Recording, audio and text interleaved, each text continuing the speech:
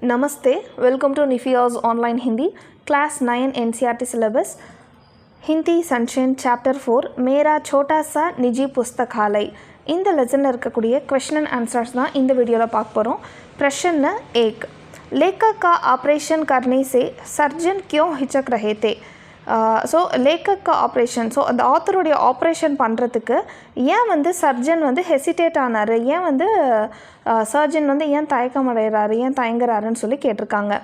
லேக்கக்கோ 3 heart attack ஹுயே தே. So லேக்கக் வந்து இதோட மூணு தடவை வந்து ஹார்ட் அட்டாக் வந்திருக்கு, இதோட 3 times. बिजली के झटकों से प्राण तो लौटे मगर दिल को, एक्चुअलाக इங்கே दिल को வராது, दिल का, ஓகேங்களா. दिल का 60% भाग नष्ट हो गया. இதில் இந்த லேக்கக் ஆத்தர் இருக்கார் இல்லையா, அவருக்கு வந்து இதோட 3 முறை ஹார்ட் அட்டாக் வந்திருக்கும். ஸோ இவங்க என்ன பண்ணுவாங்க அப்படின்னா, இந்த கரண்ட் ஷாக் இருக்கு இல்லையா, அந்த கரண்ட் ஷாக் வச்சு தான் இவரை வந்து உயிர் பிழைக்க வச்சுருப்பாங்க. அதுதான் இந்த லைனில் கொடுத்துருக்காங்க, பிஜ்லி. ஸோ பிஜ்லிக்கே झटकों, ஸோ அந்த கரண்ட்டுடைய அந்த ஷாக் சே பிரான் தோ லவுட்டே அப்படின்னா உயிர் வந்து வந்துருச்சு. மகர் பட் தில் கா 60%, அந்த ஹார்ட்டினுடைய 60% என்ன ஆயிடுச்சு அப்படின்னா வந்து சரியாக இல்லை. ஆக்சுவலாக நம்ம அகைன் இந்த மாதிரி கரண்ட் ஷாக் கொடுத்துட்டே இருந்தாலும் அந்த ஹார்ட்டுடைய ஹெல்த் ரொம்ப பாதிக்கப்படும் இல்லையா. ஸோ 60% வந்து ஃபுல்லாக பாதிப்படைஞ்சிடுது. பாக்கி பச்சே 40% மேபி ருக்காவட்டே थी. ஸோ பேலன்ஸ் ஏதோ ஹெல்த்தியாக இருக்க அந்த 40%லையுமே நிறைய தடைகள் இருக்குது. ருக்காவட்டே அப்படின்னா நிறைய தடைகள், நிறைய ஆப்ஸ்ட்ரக்ஷன்ஸ் இருக்குது ஆப்ரேஷன் பண்ணுறதில். சர்ஜன் இஸ்லியே ஹிச்சக் ரஹேத்தே. ஸோ சர்ஜன் வந்து இதனால தான் பயப்படுறாரு. என்னென்னா 40% ஹிருதய் ஆப்ரேஷன் கே பாத்.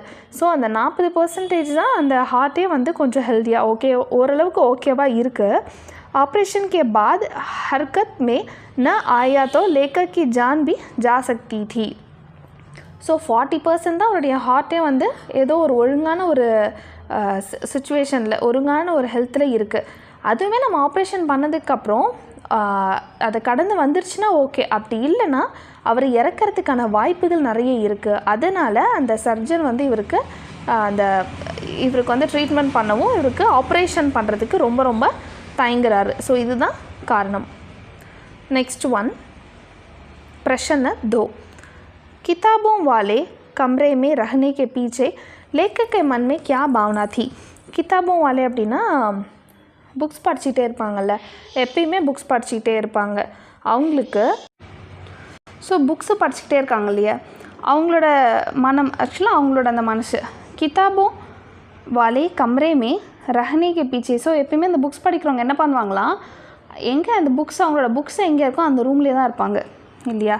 ஸோ இதை பற்றின இந்த ஆத்தர் வந்து இதை பற்றி என்ன நினைக்கிறாருன்னு சொல்லி கேட்டிருக்காங்க. கிதாபோं वाले कमरे में रहने के पीछे लेखक के मन में यह भावना थी. ஸோ இதுக்கு பின்னாடி என்ன ஆத்தர் என்ன நினைக்கிறார் அப்படின்னா, जिस प्रकार परी कथाओं के अनुसार राजा का प्राण उसके शरीर में नहीं बल्कि तोते में रहते हैं.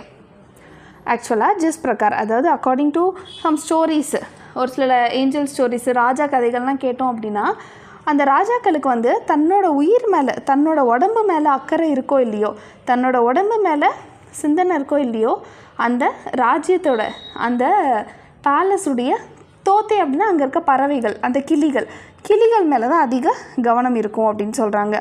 அதே போல் தான் வைசேஹி உஸ்கே நிக்லே பிரான் अब इन हज़ारों किताबों में बसे हैं जिन्हें उसने जमा किया है.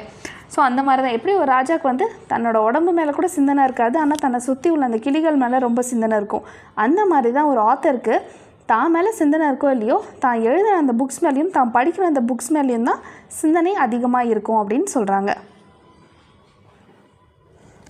प्रश्न 3, लेखक के घर कौन सी पत्रिकाएँ आई थी? ஸோ இந்த ஆத்தரோட வீட்டுக்கு எந்தெந்த மேகசின்ஸில் இருந்தால் வந்திருந்தாங்கன்னு சொல்லி கேட்குறாங்க.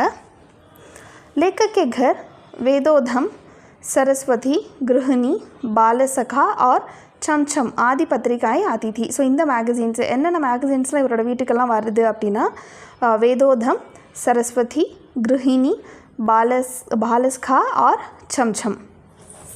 नेक्स्ट प्रश्न 4, लेखक को किताबें पढ़ने और सहेजने का शौक़ कैसा लगा?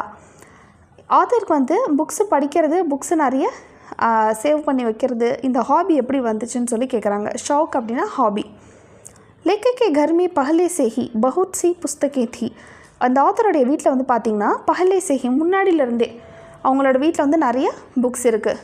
தயானந்த் की एक जीवनी, बालस्का और छमछम पुस्तकें पढ़ते पढ़ते उसे पढ़ने का शौक लगा.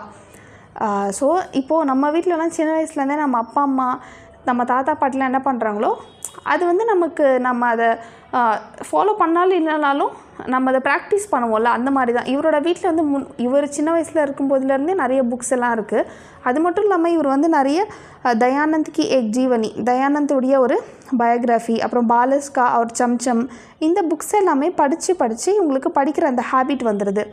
5वीं कक्षा में प्रथम आने पर, 5वीं कक्षा அப்படின்னா 5th ஸ்டாண்டர்டு, 5th ஸ்டாண்டர்டில் இவர் ஃபஸ்ட்டு வராரு. பிரதம் அப்படின்னா ஃபஸ்ட்டு வராரு. ஆனே பர் புரஸ்கார் ஸ்வரூப் மில்தி, ஸோ இவருக்கு வந்து ஒரு அவார்டு கிடைக்கிது. 2 पुस्तकों को पिताजी की प्रेरणा से उसे सहेजने का शौक लग गया. ஸோ இவர் இந்த 5th ஸ்டாண்டர்டில் வந்து நல்லா படித்து ஃபர்ஸ்ட் வரதால் இவருக்கு புக்ஸு கிடைக்கிது. ஸோ நெக்ஸ்ட் என்ன பண்ணுறாரு, ப்ரேயர்னா அப்படின்னா இன்ஸ்பிரேஷன், பிதாஜிக்கு ப்ரேயர்னா அப்பாவுடைய அந்த இன்ஸ்பிரேஷனால் இவர் என்ன பண்ணுறாரு, நிறைய புக்ஸு படிக்க ஆரம்பிச்சிட்றாரு. புக்ஸ்லாம் நிறைய எடுத்து சேவ் பண்ணி வைக்கவும் ஆரம்பிச்சிடுறாரு.